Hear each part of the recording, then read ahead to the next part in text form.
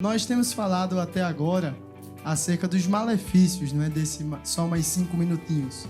Mas como, não é, esses 5 minutos pode agregar? Será que pode trazer conhecimento? Não é? Pode ser algo produtivo para a nossa vida? Pode. A gente tem muita ferramenta boa na internet. Por exemplo, você tem os aplicativos da Bíblia. Às vezes na palma da sua mão você tem várias versões da Bíblia, NVT, NVI, NT, Nova Tradução na Linguagem de Hoje, versões em outros idiomas, as concordâncias, né? Uma obra fantástica que é a Concordância de Strong. Antigamente você tinha que ter a Bíblia com os números de Strong, ver o númerozinho, procurar no dicionário para ver o significado. Com um clique você tem tudo isso.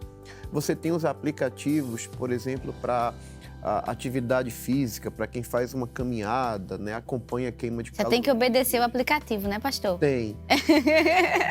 Para quem a gente, né, procura incentivar o jovem a jejuar, não só o jovem, o crente de uma forma geral. Então, só que o jejum não traz apenas benefícios espirituais, né? Tem a questão da cetose, que é um período que o corpo começa a queimar gordura. Tem uma série de aplicativos assim que vão te trazer muita coisa boa, muita coisa positiva. O grande desafio é que normalmente o que mais atrai, isso exige muita maturidade de quem usa, porque o que mais atrai a atenção é aquilo que leva à futilidade. Infelizmente é assim que funciona. Mas o ambiente virtual, né, dos aplicativos, das séries, né, do streaming, tem muita informação que agrega. O desafio é saber utilizar. Pastor, a pergunta que surgiu aqui foi a seguinte: que tipos de impactos negativos o se deixar dominar pelos entretenimentos nas plataformas digitais pode trazer à vida de um jovem, bem como a um adolescente cristão? Olha, gente, assim, a nossa conversa, ela tem sido assim muito, como é que eu posso dizer assim, muito amigável, né? Mas se a gente for aprofundar a questão, eu conversando aqui nos bastidores com o pastor Samek, eu entendo que o foco desse programa são os jovens da igreja. Mas como pastor eu atendo muitos casais, muitas famílias e eu tenho encontrado muitos problemas familiares, muitos problemas conjugais que têm suas origens no mau uso de rede social, né?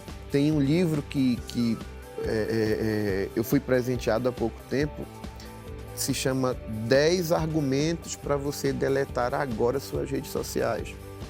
E nesse livro o autor apresenta estudos que falam coisas, por exemplo, que muita gente não sabe. O efeito de uma curtida que a gente recebe numa rede social faz o cérebro produzir uma substância que é semelhante às substâncias produzidas por drogas que causam dependência. Então, por isso que tem muita gente que está sempre naquele afã de alimentar a rede social com conteúdo para buscar mais curtidas, porque isso gera um efeito na pessoa que recebe a curtida. Então, isso desencadeia uma série de fatores.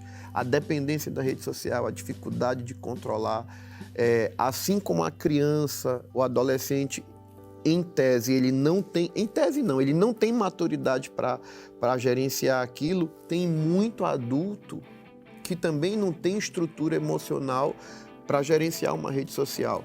Então, como eu te falei, para algumas pessoas, você ainda usa o argumento de priorizar, de administrar o tempo. Mas para outras, uma coisa que eu conversei com Moisés também nos bastidores, o princípio é o princípio que Jesus aplicou.